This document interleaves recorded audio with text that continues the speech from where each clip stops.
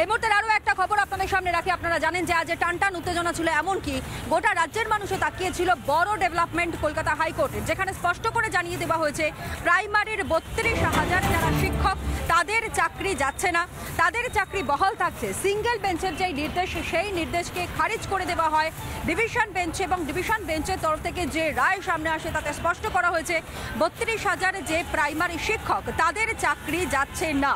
মানবিকতার খাতিরে তাদের চাকরিতে রাখা হচ্ছে, তবে দুর্নীতি যে এর মধ্যে হয়েছে তা কিন্তু আদালতের পর্যবেক্ষণে বারংবার উঠে এসেছে। আর আজ যখন কলকাতা ডিভিশন বেঞ্চের তরফ থেকে রায় সামনে আসে, তখন সেখানেও স্পষ্টত জানানো হয় 264 প্রার্থীর নিয়োগে দুর্নীতি রয়েছে। কয়েকজন অযোগ্যর জন্য নিয়োগ বাতিল নয়, অর্থাৎ গোটা সিস্টেমটাকে কোনোভাবেই বদল করা সম্ভব হচ্ছে না, কারণ এর সঙ্গে অনেকের ভাগ্য জড়িয়ে রয়েছে। দুর্নীতির তদন্ত চলবে, যেরকমভাবে দুর্নীতির তদন্ত হয়েছে সেই রকমভাবে দুর্নীতির তদন্ত চলবে বলেই আজ রায় কলকাতা হাইকোর্টে। 32,000 প্রাথমিক শিক্ষকের চাকরি বহাল, হাইকোর্টের সিঙ্গেল বেঞ্চের নির্দেশ খারিজে হাইকোর্টের ডিভিশন বেঞ্চের। 264 প্রার্থী নিয়োগে দুর্নীতি হয়েছে, তবে কয়েকজন অযোগ্যের জন্য নিয়োগ বাতিল নয়, দুর্নীতির তদন্ত চলবে বলেই রায় কলকাতা হাইকোর্টে। পরিষ্কারভাবে অবজারভেশন দিয়েছে যে কন্টিনিউশন অফ সার্ভিস, এতদিন ধরে যারা চাকরিটা করে আসছে তাদের কথা চিন্তা করে, এবং যেহেতু তারা কোনো করাপশনের সাথে জড়িত নয়, অতএব তাদের চাকরিটা বহাল থাকে। সিঙ্গেল বেঞ্চে যে অর্ডারটা দিয়েছিল, যেখানে হিউজ একটা করাপশন হয়েছে এবং সেই করাপশনের জন্য অ্যাপয়েন্টমেন্ট ক্যান্সেল হয়েছিল। বাট মহামান্য ডিভিশন বেঞ্চে যেটা অবজারভেশন, যে করাপশন বা ইরেগুলারিটির কথা বলা হয়েছে তাতে যারা ইনোসেন্ট টিচার তারা কোনো ইনভলভ নেই।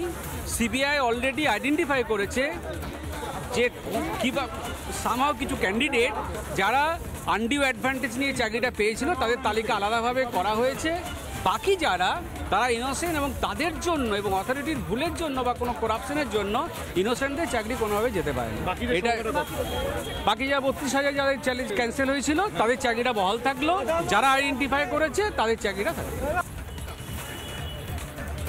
আদালতের এই রায় এবং মহামান্য আদালতের এই রায়ের পর আমরা কথা বলেছিলাম, আমাদের প্রতিনিধি প্রিয়াঙ্কা কথা বলেছিল আইনজীবী তথা বিজেপি নেতা তরুণজ্যোতি তিওয়ারির সঙ্গে।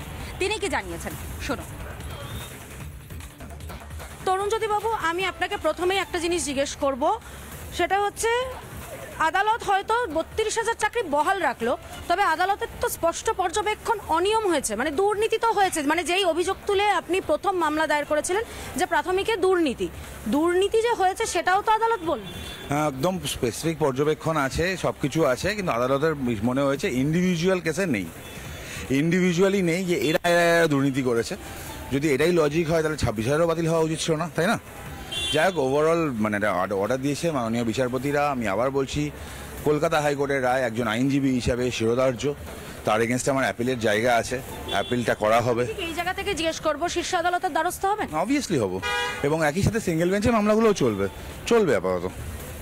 আমি আরো একটা জিনিস সেই জায়গা থেকে জানতে চাইবো তরুণজ্যোতি বাবু, আদালতে স্পষ্ট বক্তব্য যে দীর্ঘ 9 বছর হয়ে গেছে তারা চাকরি করছেন, এবং এই সময় যদি চাকরি বাতিল হয় বিরূপ প্রভাব পড়বে। এক্স্যাক্টলি, ওটাই অনলি পয়েন্ট ছিল বেসিক্যালি। সেন্টিমেন্টালি ওই পয়েন্টের বেসিসেই জাজমেন্টটা হয়েছে, কিন্তু কোর্টের খাতে তো সেন্টিমেন্টের দাম তো নেই খুব একটা, তো এটা আলটিমেটলি টেস্ট হবে সুপ্রিম কোর্টে। বারংবার একটা জিনিস উঠে আসছে, অনেকেই বলছেন যে তাদের জয় হয়েছে, অনেকে বলছেন যে সত্যের জয় হয়েছে, তবে দুর্নীতির কথা তো আদালত অস্বীকার করছে না। যে দুর্নীতির অভিযোগে আপনি মামলা দেন, দুর্নীতি অস্বীকার করেনি, বেনিয়ম অস্বীকার করেনি, পুরো ইস্যুগুলো আছে, এখন দেখা যাক কি দাঁড়ায়। তরুণজ্যোতি তিওয়ারি বিজেপি নেতা তথা আইনজীবীর বক্তব্য তো আপনাদের সামনে রাখলাম, অর্থাৎ সেও পরিষ্কার করে আমাদেরকে জানিয়েছেন যে মূলত দুর্নীতি যে হয়েছে তার তদন্ত যে শেষ হয়ে গেছে তা নয়, দুর্নীতির তদন্ত কিন্তু তদন্তের মতনই চলছে এবং তা চলবে। পরবর্তীতে যখন এই রায় সামনে আসে তার প্রেক্ষিতে দাঁড়িয়ে প্রাথমিক শিক্ষকরা তারা কি জানিয়েছেন শুনুন। আমরা চেয়েছিলাম যোগ্য এবং অযোগ্য যারা ছিল তাদের সেক্ষেত্রে অন্তত যারা যোগ্য তাদের দিকটা ভাবা হোক, এবং সেই বিষয় ক্ষেত্রে এখনও যদি যারা অযোগ্য থেকে থাকে বিষয়টাকে যদি এগিয়ে নিয়ে যাওয়ার যদি প্রচেষ্টা যদি থাকে, তাহলে আলটিমেট সেই ব্যবস্থা কিন্তু সেই জায়গায় এসে দাঁড়াবে। যোগ্যদের চাকরি বহাল থাকতো এবং আমরা যারা বঞ্চিত চাকরি প্রার্থী তারা সেই জায়গা থেকে যদি আমরা এগিয়ে আসতে পারতাম তাহলে হয়তো একটা ভালো বিকল্প ব্যবস্থা হতে পারতো। এবার বিচার ব্যবস্থার উপর তো আমরা প্রশ্ন তুলতে পারি না, আমরা হয়তো উচ্চতর আদালতে সেই বিষয়টা নিয়ে মুখ পড়ার কথা ভাববো। বিচারপতিরা নিশ্চয়ই চাননি যে এই 32,000 চাকরি চলে গেলে একটা এই প্রভাবটা আবার ফিরে আসুক। আমরা চেয়েছিলাম যে দুর্নীতিগ্রস্ত যারা আছে তাদের চাকরি যাক, এবং সেটা খুঁজে বের করার দায়িত্ব ইডি, সিবিআই পর্ষদ, সরকারের দায়িত্ব ছিল। যেহেতু তারা সেটা পায়নি, তাহলে সবাই যোগ্য মানে আলটিমেটলি তাহলে 32,000 চাকরি থেকে গেল। আমরা দুর্নীতির আশ্রয় নিয়ে নিয়োগ পাইনি, সত্যের জয় হোক। সেটা আমাদের মহামান্য হাইকোর্টের প্রতি আমাদের আস্থা আছে। আমরা এতটুকুও দুর্নীতির আশ্রয় নিয়ে চাকরি পাইনি, তাহলে আমরা এই গ্লানি থেকে মুক্তি চাই এবং আমরা সত্যের জয় হোক, সেটা আমরা পেয়েছি এবং সেটা আমরা এটাই চেয়েছিলাম। সত্যমেব জয়তে, এই কথাটা একদম মিলে গেল। সত্যমেব জয়তে। এই রিক্রুটমেন্টে কোনো অযোগ্য নেই, সেটাই এখানে আমাদেরকে মাননীয় বিচারপতি আমাদেরকে সেই রায় দিয়েছে। তারা আমাদের কোনো অযোগ্য নেই। 32,000 প্যানেলের মধ্যে থেকে একজন ব্যক্তিও ত্রুটিপূর্ণ নয় এবং আমাদের এই প্যানেল থেকে কেউই কোনো রকম দুর্নীতির আশ্রয় নিয়ে চাকরি পায়নি। সেই জন্য আমরা এক্সপেক্টেড ছিলাম যে আমরা সত্যের জয় পাবো, আমরা যেহেতু দুর্নীতির আশ্রয় নিয়ে চাকরি পাইনি। এটা হচ্ছে আমাদের 32,000-এর একতার ফল এবং 32,000 যে কলঙ্ক মুক্ত, এরা যে অন্যায় করেনি সেটার প্রমাণ। দীর্ঘ 2.5 বছরের যন্ত্রণার আজকে আমরা মুক্তি পেয়েছি।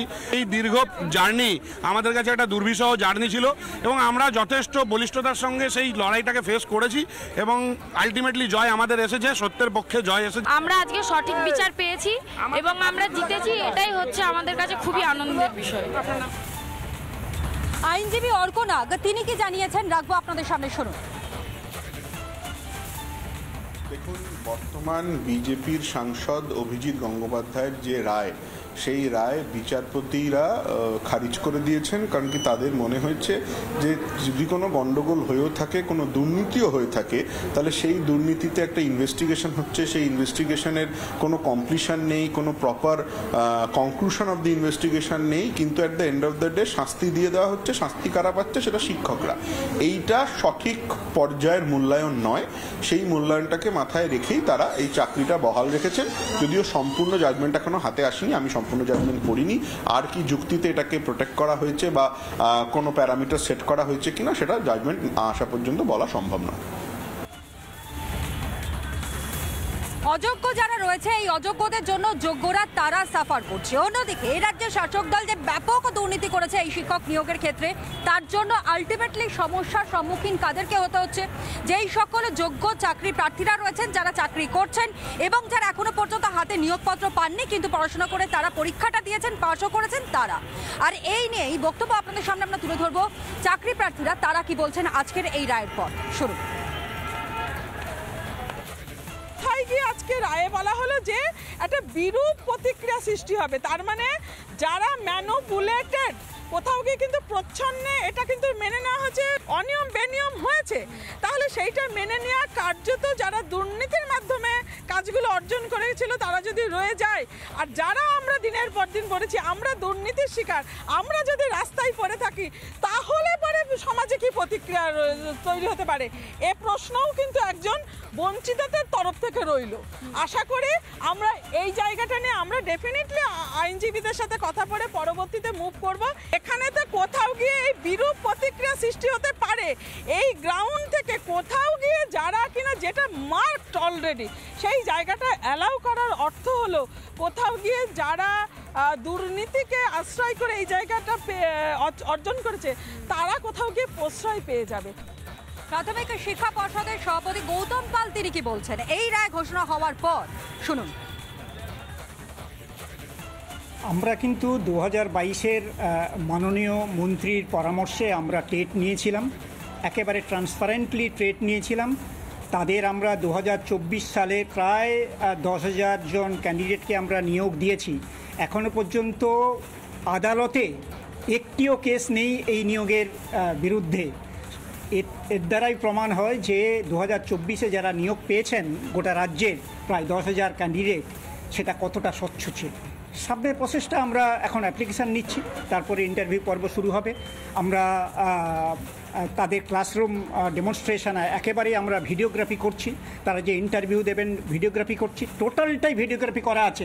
2024-এর আমরা নিয়োগ দিয়েছিলাম কিন্তু টোটালটাই ভিডিওগ্রাফি করা আছে। একেবারে স্পষ্ট কি জানানো হয়েছে, এমনকি রায়ও স্পষ্ট। মূলত বলা হয়েছে যে মানবিকতার খাতিরে আদালত জানে যে দুর্নীতি হয়েছে, এমনকি তদন্তকারী আধিকারিকরা যে রিপোর্ট জমা দিয়েছে তাতে স্পষ্ট দুর্নীতি হয়েছে, কিন্তু তারপরও 32,000 প্রাইমারি শিক্ষকের চাকরি যাওয়া মানে তাদের পরিবারের লোকেদের এইটা বিভীষিকা হয়ে দাঁড়াতো, যে কারণের জন্য চাকরি বহাল রাখার নির্দেশ ইতিমধ্যেই হাইকোর্টের তরফ থেকে দেওয়া হয়েছে। আর এই গোটা ঘটনার প্রেক্ষিতে দাঁড়িয়ে রাজ্যের শিক্ষামন্ত্রী ব্রাত্য বসু তিনি কি জানিয়েছেন শুনুন।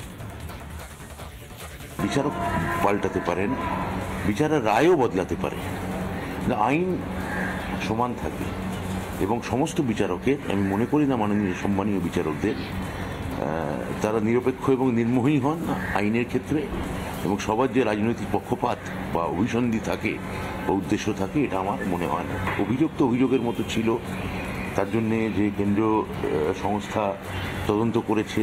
আমাদের এখন কাজ হচ্ছে যে এসএসসির যে যোগ্য চাকরিহারা শিক্ষকরা আছেন তারা যাতে স্বচ্ছতার সঙ্গে নিরপেক্ষতার সঙ্গে তাদের মেধার জায়গা থেকে তারা যাতে তাদের চাকরি ফিরে পান সেটাকে সুনিশ্চিতকরণ করা। বিচারপতি দেখুন তো প্রায় বিধাতার মতোই, তারা সত্যি একটা আদেশ দেন এবং সেই আদেশের মধ্যে যদি চোখের জল বা বেদনা বা সমবেদনা বা সহানুভূতি যদি না মিশে থাকে তাহলে সেটা একপেশে হতে বাধ্য।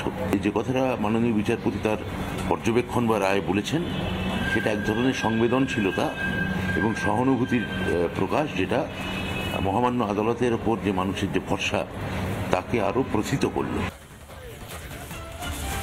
অন্যদিকে মমতা বন্দ্যোপাধ্যায় রাজ্যের মুখ্যমন্ত্রী, যার কাঁধে অনেক দায়িত্ব, গোটা রাজ্যের মানুষ কিভাবে ভালো থাকতে পারে, কিভাবে স্বচ্ছতা বজায় থাকতে পারে এবং সবথেকে বড় বিষয় পরিষ্কার পরিচ্ছন্নভাবে এই পরীক্ষা নেওয়া এবং তারপরে গিয়ে শিক্ষক নিয়োগ করা, যার কাছে এইটা একটা আদর্শ হওয়া উচিত ছিল। কিন্তু তারপরেও রাজ্য সরকার এবং রাজ্যের তৃণমূল কংগ্রেসের রাজ্যের শাসক দল তারা যেভাবে দুর্নীতি করেছে, ছেলেখেলা করেছে, তার প্রেক্ষিতে দাঁড়িয়ে বারংবার বিভিন্ন সময় মুখ্যমন্ত্রী মমতা বন্দ্যোপাধ্যায়ের ভূমিকা নিয়ে প্রশ্ন উঠে আসে। অন্যদিকে এই রায় সামনে আসবার পর মুখ্যমন্ত্রী মমতা বন্দ্যোপাধ্যায় তিনি কি জানিয়েছেন তাও আপনাদের সামনে রাখবো, শুনুন। বিচারের মতো করবে, বিচারকে আমরা শ্রদ্ধা করি। সুতরাং আমি সবচেয়ে খুশি যে আমার চাকরিরত ভাই বোনেরা তাদের চাকরিটাকে সুরক্ষিত করতে পেরেছে, বিচাররা জাস্টিস পেয়েছে এবং তাদের পরিবারগুলো সেভ হয়েছে। কথায় কথায় কোর্টে গিয়ে চাকরি খেয়ে নেওয়া তাটা তো ঠিক নয়। আমাদের চাকরি দেওয়া দরকার, খেয়ে নেওয়া দরকার। নানা ধরনের কন্টেন্ট দেখার জন্য লাইক করুন, শেয়ার করুন আমাদের ফেসবুক পেজ, সাবস্ক্রাইব করুন আমাদের ইউটিউব চ্যানেল। পাশাপাশি অন্যান্য ব্রেকিং নিউজের জন্য অবশ্যই চোখ রাখুন রিপাবলিক বাংলায়।